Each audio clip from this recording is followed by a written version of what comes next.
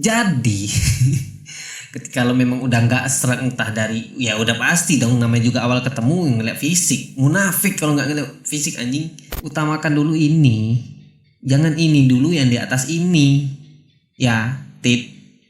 Kalau titik lo di sini, nah iya.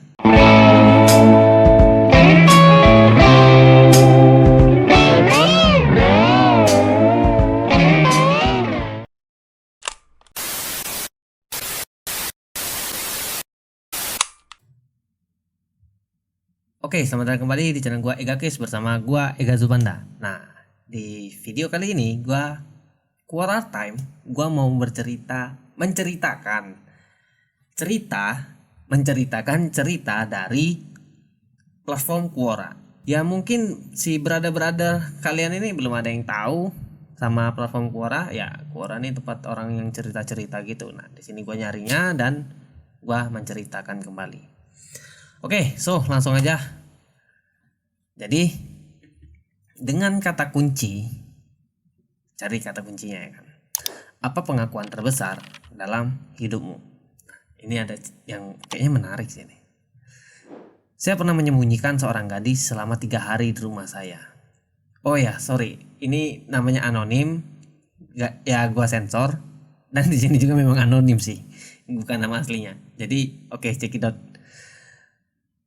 Jadi dia cerita nih, saya pernah menyembunyikan seorang gadis selama 3 hari di rumah saya. Anjir, ngeri amat sini. Gadis itu adalah anak SMA kelas 2. Jika dibilang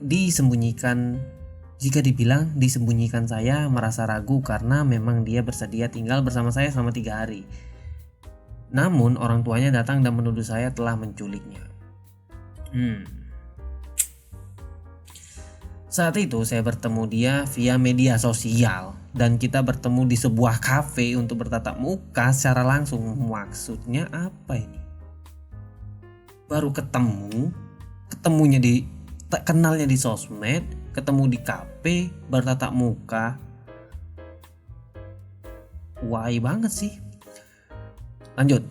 Kesan pertama saya biasa aja dan saya tidak pernah menganggap jika dia adalah wanita yang menarik perhatian saya.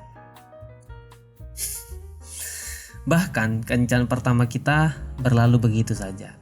Namun saat itu dia bilang jika kencan yang kita lakukan sungguh luar biasa. Oh, dari kata si ceweknya ini berarti. Setelah kejadian itu, karena saya tidak terlalu tertarik kepada dia, maka saya sudah tidak begitu menanggapinya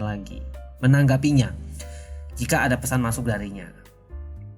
Sesekali saya baca dan balas, tapi tidak sesering dulu. Si anjing juga emang cowoknya nih. Ngomong aja anjing kalau jelek, bilang aja oke, cut off, nggak usah sok-sok ganteng juga lo, anjing anonim sih. Katanya bukan karena saya merasa tertipu, tidak sama sekali. Telek. Dia memang cantik untuk usia dia. Tahi. Tapi saya lebih tertarik dengan wanita yang lebih dewasa. Anjing. Kan lu udah kenalan ya di sosmed. Maksud gua kan ada percakapan chat gitu. Masa iya sih lo nggak nanya umur dia berapa apa segala, kan aneh kan sih. Lanjut mana sih tadi? Awalnya saya kira saya akan merubah persepsi saya, namun sikap dia yang khas anak SMA terlihat yang menjadikan saya tidak begitu ingin berhubungan dengannya. Ini kelas berapa sih anjing? Dia belum nyebutin umurnya nih. Dia ini umur berapa sebenarnya? Oke, lanjut. Suatu hari dia menghubungi saya dan memaksa untuk bertemu lagi. Si cewek memaksa untuk bertemu lagi. Aneh gak sih? Kayaknya ngarang deh orang ini anjing. Awalnya saya tidak begitu yakin untuk bertemu dengannya. Namun karena saya tidak memiliki kegiatan, maka saya menemuinya. Ya elah. Sok nganggur anjing, lu nganggur anjing, bukan gak ada kegiatan. Alias tidak begitu yakin untuk bertemu dengannya. Namun karena saya tidak memiliki kegiatan, maka saya menemuinya supaya saya tidak dicap manusia sombong. Tai kucing. Memang saya tidak menyukai. Lanjut deh. Kalau kesasana di anjing lah.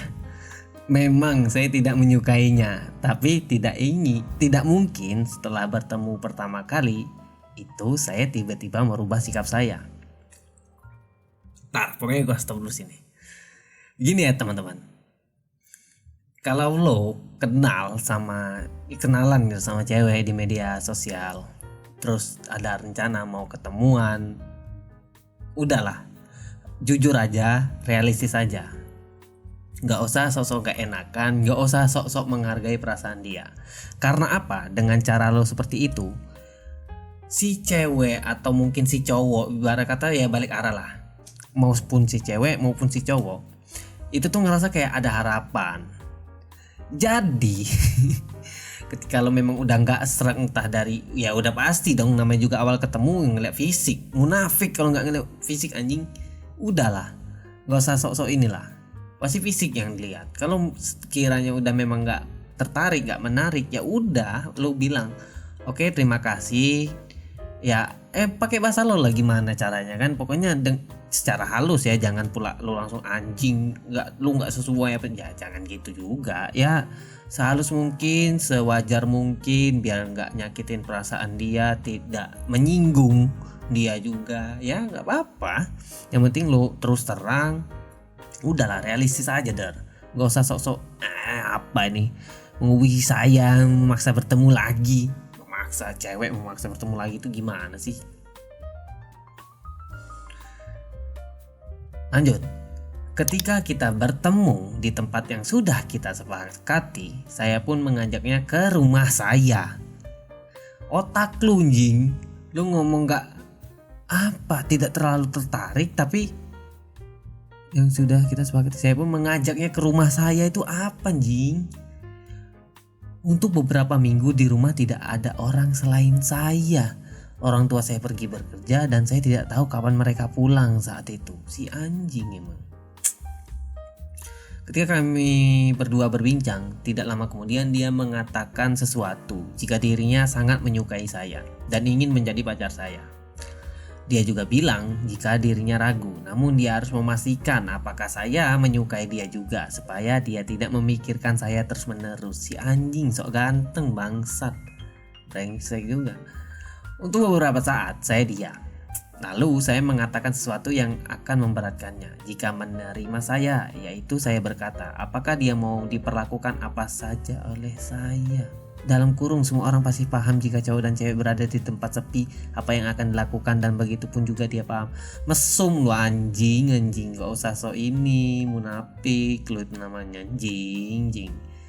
Lu kalau nggak tertarik jangan lu kayak gituin, bangsat, goblok banget sih. Ngapa sih orang-orang nih kok udahnya mesum sosok ganteng, najis juga. Kok gue yang jadi kesel. Lanjut ceritanya ya. Katanya ceritanya, dia mengiyakan tanpa pikir panjang. Karena dia bersedia, maka hari itu pula saya melancarkan serangan saya.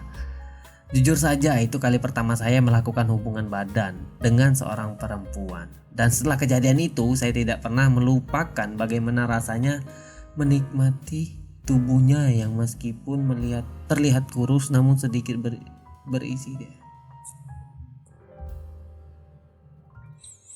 Titit lunjing, jing mesum bangsat. Sore hari dia pulang dan meninggalkan saya sendirian di rumah. Tapi tidak bosannya saya malah menanyakan kabarnya, dan setiap waktu saya yang memulai percakapan melalui pesan. Nah, emang ada ya orang tipe-tipe orang yang kayak gini? Coba lo orang tulis di komen deh. Saya yakin saat itu saya tidak benar-benar menyukainya. Hanya saja saya ingin melakukannya lagi bersamanya. Ketika saya mengirimkan dia pesan untuk melakukan perbuatan itu lagi, 2 minggu kemudian setelah kejadian yang pertama, dia dengan cepat merespon pesan yang saya kirim dan akan ke rumah saya segera. Membaca pesan yang dia kirim, saya sangat bahagia kala itu, dan orang tua saya pun telah kembali pergi bekerja dan rumah dalam kondisi sepi. Dia datang ke rumah dengan senyum yang lebar. Saya menyambutnya dan mengajaknya langsung ke kamar. Tanpa aba-aba, saya memang menjadi sebagai budak. Tapi saat itu yang ada di pikiran saya kan ujungnya mesum, bahkan dia satu kali bermain bahkan tidak pulang rumahnya dan kami lakukan sampai 3 kali. Saya yang Oke, kita lanjut. Tadi kamera gua overheat anjir. Nah, jadi lanjut ya nih. Ini kayaknya nggak gua baca deh, kayaknya terlalu membuat fantasi lo orang aja ntar anjing. Jadi katanya tuh dia datang ke rumah saya dengan senyum lebar, saya mau menyambutnya mengajak langsung kamar bahkan dia terlihat senang berada di dekat saya. Saya tidak pernah bisa lepas darinya saat itu. Kita melakukannya 2 kali dan 1 kali bermain, bahkan dia tidak pulang ke rumahnya dan kami melakukannya dari malam hari sampai 3 kali. Saya yang karena dia dengan wajah bahagianya.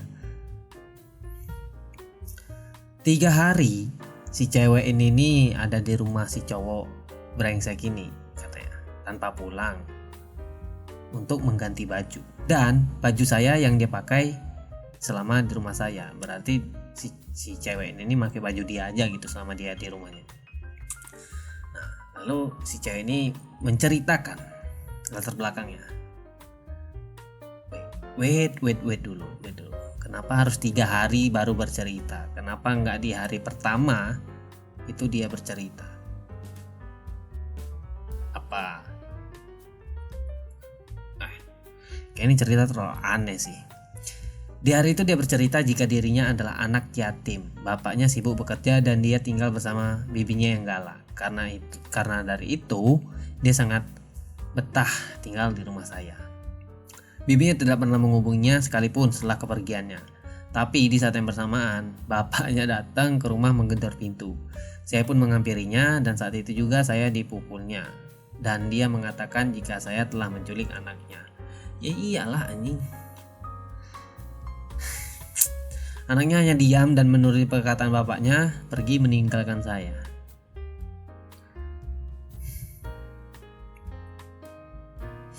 Halal nggak sih buat ditonjok yang kayak gini nih? Nggak, masalahnya dia nggak menceritakan dia umurnya berapa, siapa si cowok ini ya. Beberapa bulan kemudian kita sudah tidak pernah berhubungan lagi, bahkan saya sudah tidak bisa mengirimi dia pesan. Saya sangat menyesal dengan perbuatan yang saya lakukan. Saya seharusnya tidak membuat dia terjebak di dalam lantauan saya. Dia perempuan baik dan saya terlalu bodoh memperlakukan perempuan baik itu dengan buruk. Saya hanya bisa berharap jika dia akan bahagia dan melupakan semua kejadiannya. Beberapa minggu saya merasa menyesal, selain karena telah melakukan perbuatan dosa itu, tapi juga saya takut jika dia hamil. Saya memang bermain aman, tapi hal buruk bisa terjadi. Enggak, ini bukan masalah bermain amannya, dari awal lu tuh goblok anjing. Namun sampai detik ini saya belum juga mengetahui kabarnya seperti apa. Semua hanya pikiran bodoh saya saja. Memang ya orang-orang mesum kayak ini nih banyak banget ya dari di dunia nih. Jadi ya benar-benar hati-hati lah.